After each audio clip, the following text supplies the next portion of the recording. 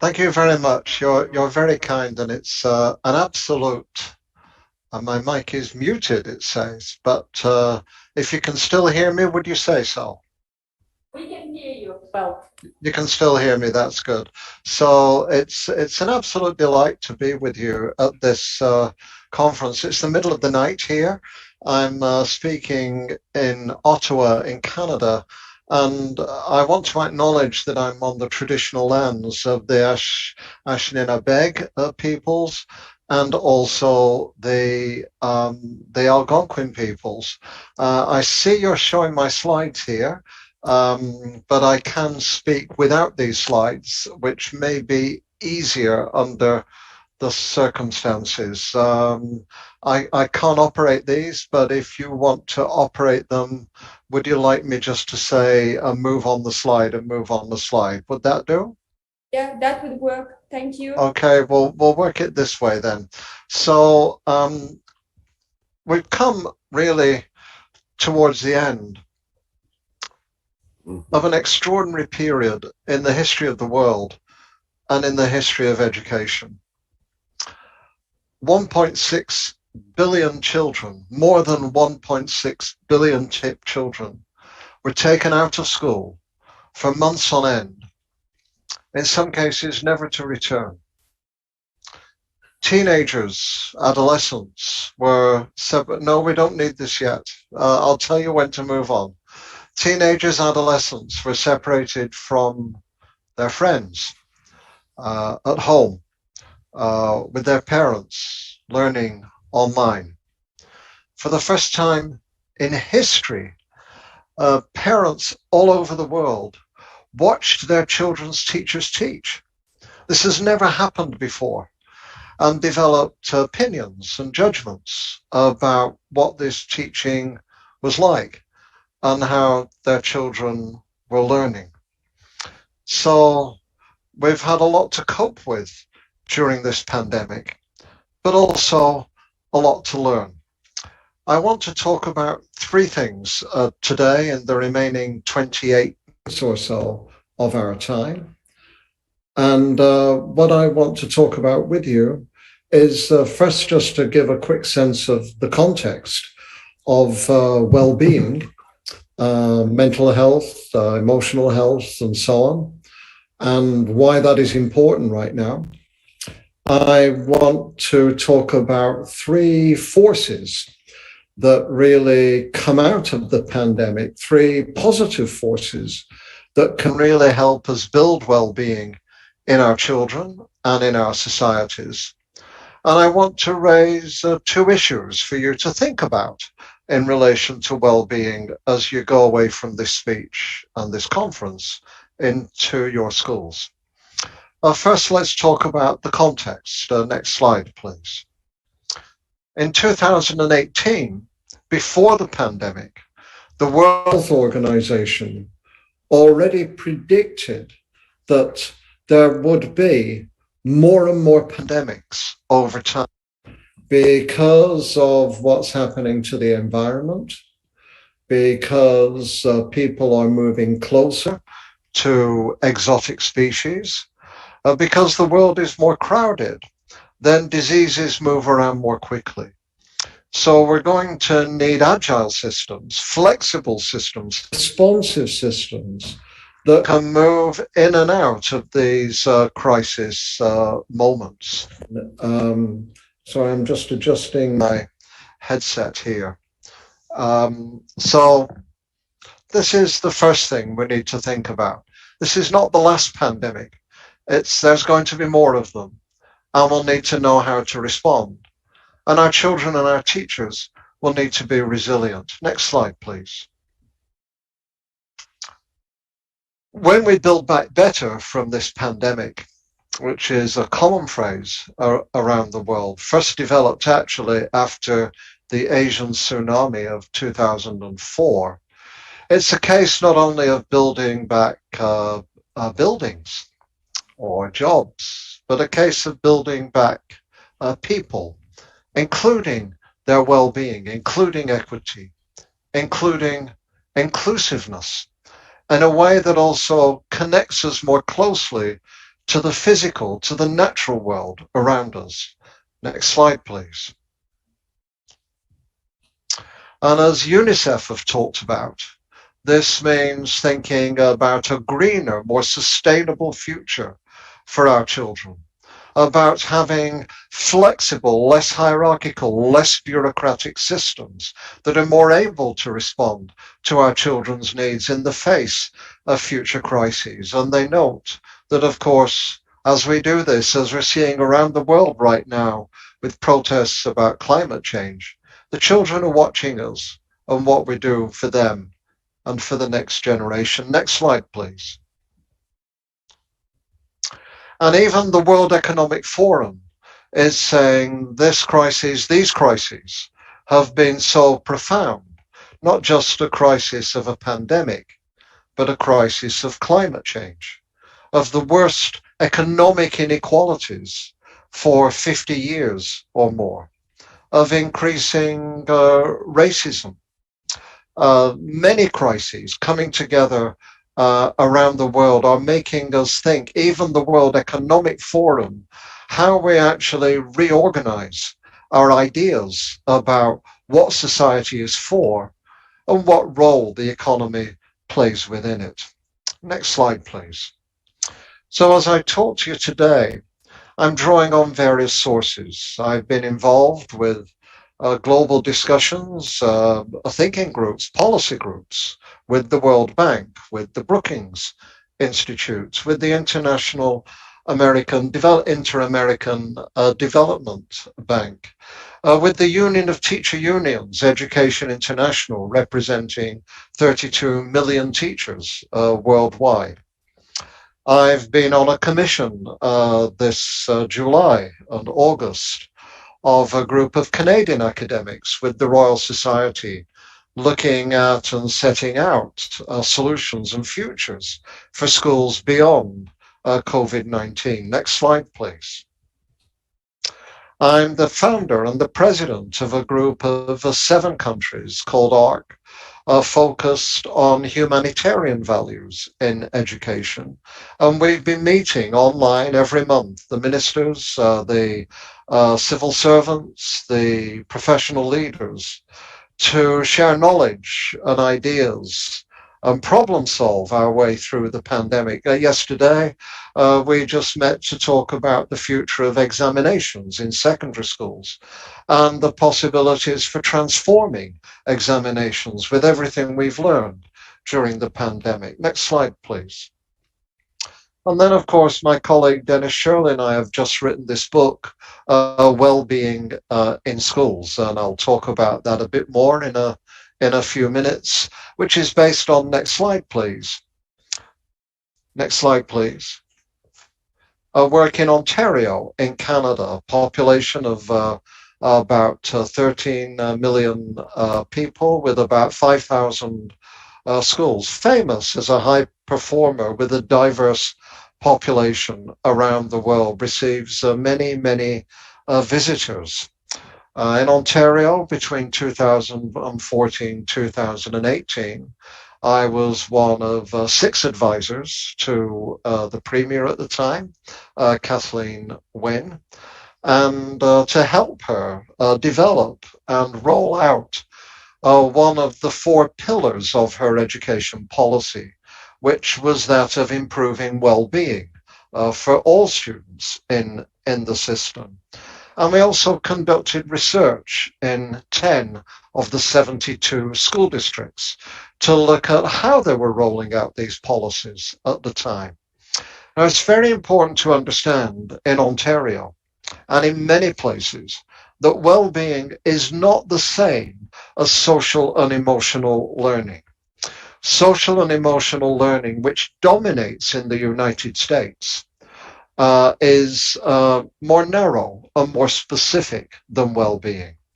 It focuses on the psychological, emotional, cognitive and behavioral strategies that we can develop to help young people cope with, respond to, and the world around them, and be calm and resilient as a result, and be, if you like, more emotionally intelligent. Well-being is bigger than this. It includes social and emotional learning, but it also includes physical well-being, which SEL doesn't address, taking care of the body, not being overweight, not being anorexic, being fit and healthy. It has a societal dimension.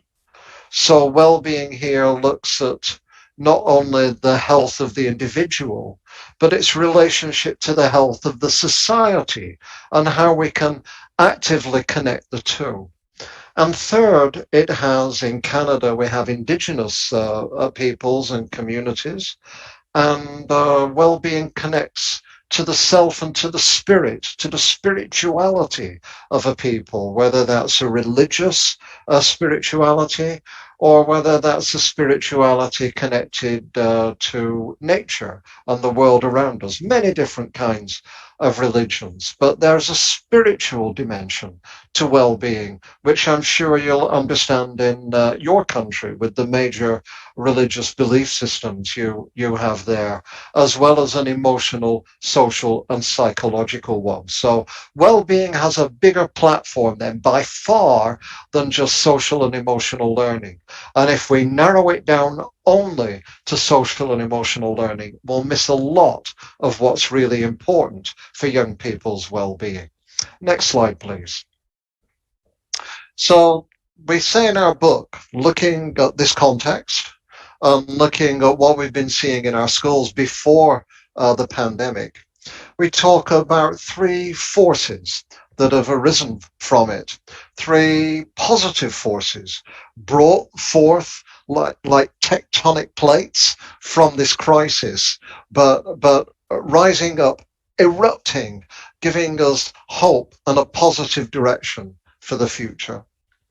And the first is, instead of austerity, which means paying for the costs of the pandemic by cutting back on funding for schools and public education, or even instead of thinking about a society being driven by economic growth and by the gross domestic product and by economic skills and by business development, then actually instead we need to be thinking about something called prosperity. Now, prosperity doesn't mean wealth, economic wealth alone. The original meaning of prosperity actually means fullness and wealth in life, not just wealth in riches and in money. Next slide, please. So economists are talking about how societies now should not be driven by GDP, which in some ways has made us more sick, but rather should be driven by ideas about what makes a good quality of life for people in the society and subordinate the economic aspect to developing that quality of life. Next slide, please. And these include European economists. They include Robert Reich, the former Secretary of Labor for President Bill Clinton in the United States, and the current economic advisor to President Joe Biden, Heather Bushey, who say austerity is a dangerous nonsense. You don't improve things by cutting back on financial support for them. So we need to be taking a different approach than austerity or even than growth. Next slide, please. And here are some political leaders from around the world who are saying exactly the same thing, that it's quality of life, not just GDP, that should drive our societies. Next slide, please. And this is Mr. Spock, of course, in Star Trek, who gave us the everyday sense that prosperity is about living long and prospering together. Next slide, please. And here's a leader I work closely with. I'm an advisor with Pact, who's speaking later, and 8 others. And she too says that quality of life is what we should be thinking about. So we're working harder to measure quality of life, to look at what comprises it. And to think about that within our schools. So just as in society, we shouldn't be thinking about economic performance indicators being more important than everything else. So too in our schools, we shouldn't really be thinking that performance indicators in achievement are more important than anything else, and that well-being or a quality of life is somehow just a supporter for achievement, but rather the two should stand side by side, learning and success on the one hand, and well-being and quality of life on the other. So this is the first thing, to focus on prosperity in society and quality of life within schools. Next slide, please. And the second is to rethink, especially in the context of COP26 and climate change and the floods and fires and heat that are moving around the world, and the environments that are becoming inhospitable, and the people who are fleeing from them, and the crises of migration that this is causing. We need to rethink our relationship to nature. Instead of having economies that eat up nature, that conquer nature, that exploit nature, instead of having these kinds of economies, we need to think about economies and schools and lives and families that work with nature, live with nature. Next slide, please. The best-selling author Richard Louv says that in society, we have what he calls nature deficit disorder. Children, young people are spending more and more time inside because of technology, which I'll come to in a minute, because of more and more testing, because of more and more time in the cement and the concrete and the metal boxes that our schools have become. Children are being deprived of nature. And by being deprived of nature, they're being deprived of other things as well. Learning, emotional development. And next slide, please. And connections with nature in the early years, in the very earliest years of life. Because if we do this, if we really want to transform our relationship to the environment, this means not just teaching secondary school students interdisciplinary projects about climate change, though that's important. It means in the very earliest years, children spending more time outdoors. During the pandemic, we learned with socially distanced learning so that infections wouldn't spread, that actually we can teach quite well outside. Obviously not in every month, not in the coldest months, although in Norway they say there's no such thing as bad weather, there's only bad clothing. That if we spend more time learning outside, not just playing outside, but learning outside, it reconnects us to nature and it reconnects us to each other. And we establish the early relationship of caring for the environment so that we will be stewards of the environment who protect it later on. And in the course of it, as we see in this movie, this South American movie, The Beginnings of Life 2, you also see benefits for physical development, for emotional development, and for academic achievement. If you exercise outside rather than inside, the benefits are greater. If you exercise on rough natural surfaces rather than on hard artificial surfaces, the benefits are also greater. Next slide, please. And then there's the physical, just the physical joy of movement. This can take place in many forms. This is me and my colleague, Dennis Shirley, out hiking and climbing in the mountains, for example. But you can engage in gardening. There are many ways of participating in the environment, but the joy of movement gets the endorphins moving, gets your brain working better, and actually increases the possibilities for cognitive learning as well as physical development. Next slide, please. And this connects us also to our indigenous heritage. And in our indigenous heritage, we find in North America with our indigenous students that they have a deep, deep-seated connection to the land, to the water, to the environment around them. Humanity and nature are part of each other, not separate from each other. And indeed, indigenous students learn better when learning is not all indoors, but is connected to land-based learning, to issues of hunting or fishing or engaging with the wilderness.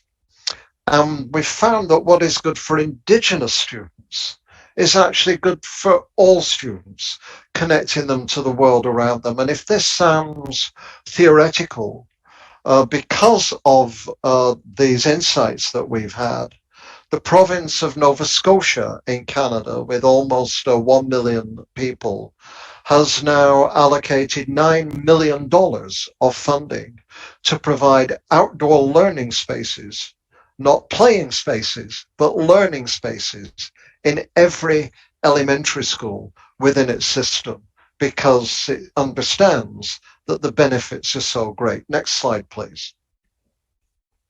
And then the third movement is technology. And you've heard Professor Frumin talk about hybrid technology, blended technology.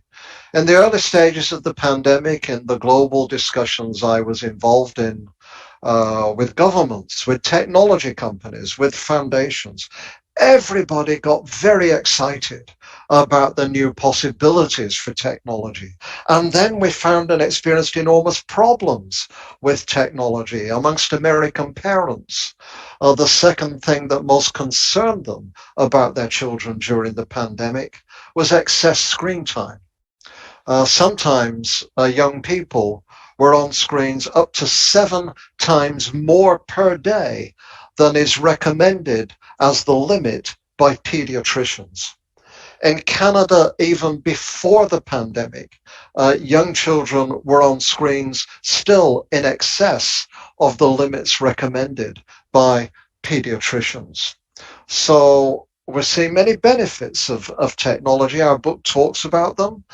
Benefits for innovation, benefits for assessment, actually, providing other ways of giving instant digital feedback on assessment, sharing assessments instantaneously with other teachers, sharing them with parents, with families, sharing photos of children's work with parents and families, all in real time. So there are many benefits of technology and innovation. But something that really concerned me in these early stages of the pandemic was that governments, foundations, frankly, all the people who weren't teachers, were talking only about the benefits of digital and the need to expand digital. And the only people talking about the risks were teachers and families. And we need to get these things in balance because they're critical for well-being. Next slide, please. That's why my colleagues and I at the University of Ottawa, in our Centre Shaneen, Change, Engagement and Innovation in Education, have drawn up a 10-point charter for ethical technology. But it's not just about more and more and more digital, but about using digital thoughtfully. And I want to draw your attention to just 3 provisions of that charter in the middle there. One is what we call the unique value. Don't just use technology because it's there and because companies can put it into your schools. Use technology when it can uniquely enable you to do something you cannot do as easily or as well or at all in any other way. The same applies to every resource: pen, paper, conversation, soccer balls, science equipment, manipulatives. All of these, choose your resources, not just because they're there, but when they can uniquely do something that can't be done in any other way. Second, when you innovate in a disciplined way, not a disruptive way. Don't bring it in all at once, disrupt the system and lose 1, 2, 3 cohorts of children as a result, as we've seen in some of the systems where we've observed these mistakes being made. But try new uses of technology with a few children, with 1 or 2 classes, 1 or 2 subjects, and then with a bit more, and then with a bit more. And last, very important, every school, every system, every educational technology company should have a clear and transparent strategy for managing the risks of technology to students' well-being. These include digital addiction, because the algorithms in educational technology are often based on gambling algorithms. And in your religion and culture, you're very opposed to gambling. And so you should be very careful about the algorithms that are as addictive as gambling being built into your educational systems. Excess screen time, too much time on screens, not enough time with other people, not enough time in conversation and relationships, not enough time outdoors. Spending too much time enhancing your own image. In the UK, 30% of adolescent girls enhance the images of themselves because they're ashamed of the images that they have. There are many more risks, but every school, every system, every ed tech company should have a clear, transparent policy and strategy on management of risks as well as exploring opportunities. Next slide, please.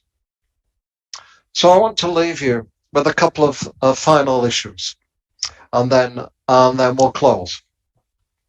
The first is, what is the relationship between well-being and success? What we see in some cases is schools separate these things. So they have a group of people who look after achievement over here, and another group of people, mental health specialists, counselors, special education support, who look after well-being and mental health over here. And we need to bring these people together. They need to gather together to talk about the same children, and they need to be on the same committees and groups talking about curriculum development or looking at the whole child, for example. That's the first thing. Second, does success support well-being, or does well-being support success? And the answer is both. Well-being supports success because take care of people, you take care of everything. If you're hungry, if you haven't slept, if you're anxious, if you're depressed, it's hard to succeed. But at the same time, if you're failing, if you're not experiencing success, if you're frustrated, then your well-being, your happiness, your thriving will suffer as well. So the goal is to bring well-being and success together. However, there are some researchers, particularly in the UK, who say that actually there's a trade-off between well-being and success. Some effective pedagogies, they say, aren't very joyful, but we shouldn't abandon them if they're effective. Unfortunately, the pedagogies that they look at focus on very didactic treatment of pretty narrow basic skills. And what we found instead is that actually in good pedagogical environments, you can have success and you can have joy, mastery, and fulfillment at the same time. Now, sometimes they're opposites. So we know in Southeast Asia, for example, there are some countries where success rates are very high, but well-being rates are very low. The focus on examinations and achievement is exaggerated to such a degree that well-being suffers. And we know that for a while, countries like Iceland put so much emphasis on well-being that they didn't really pay enough attention to success. But there are countries like Norway, like Ireland, for example, that are able to have high ratings on both well-being and success. And that should be the goal, which is to bring the two together. That's one issue I wanted to raise. And then there's one more, and I'm going to ask you to flip through a few slides. So next slide. Next slide. Next slide. Oh, okay, go back. Back one more. Back one more. Thank you. And that's finally, you have to ask with well-being, as with everything, what's wrong with well-being? This seems crazy. I love my wife. My wife loves me. We love each other because we admit our flaws, our weaknesses. We know our weaknesses as well as our strengths. Indeed, in some ways, we even love each other because of our weaknesses as well as our strengths. And we have to do this with ideas. However much we like an idea, we have to explore what the problems are with it so that in a way we can come to like it even more. And I want to close with 3 problems with well-being, 3 questions to leave you with. Next slide. Next slide. First, a lot of the emphasis in social and emotional learning is in calming children down and making them resilient in the face of a very troubling world and a very difficult environment. And this is part of what well-being should be about. But we also, in the world we're in, as we're seeing with climate change, we need to rouse young people up. We need to get them committed to changing the world, not just adapting to a bad world, but becoming active and having voice and building a better world together. They need to get a bit angry at injustice, not calm their anger down, but rouse their anger up. They need to be surprised and excited, not calm all the time, because this is what innovation requires, the excitement of creativity and new ideas and exploration. So we need to think not just about focusing on a narrow set of emotional and social competencies that quieten children down, but on a broader set that also, when it's necessary and appropriate, that rouse them up and build their commitment at the same time. Next slide, please. Second is the task of well-being is not only to create new kinds of well-being by having programs for it, but look at your school and ask, how does our school create ill-being? How does it make children sick? Our research on standardized testing shows that high stakes standardized testing and examinations makes children sick. It makes them anxious. It makes their teachers anxious. So think hard about things like standardized testing and excess screen time and how you can remove ill-being as well as develop well-being. And last, beware that also remember our job is not just psychologically to adjust young people to the world that there is, but also to build a sense socially of how we can teach young people to live better, and to learn to live together in order to create a world as a community of empathy and support and commitment. We need a societal view of well-being and not just a psychological view of well-being. This is a time when well-being has moved from the back of the school bus to the front of our attention and the front of the school bus. Let's not make it just a separate thing that supports achievement, but let's make it a priority as important as achievement in what will build quality of life inclusively for all young people now and for the adults that they will become in the future. Thank you for listening.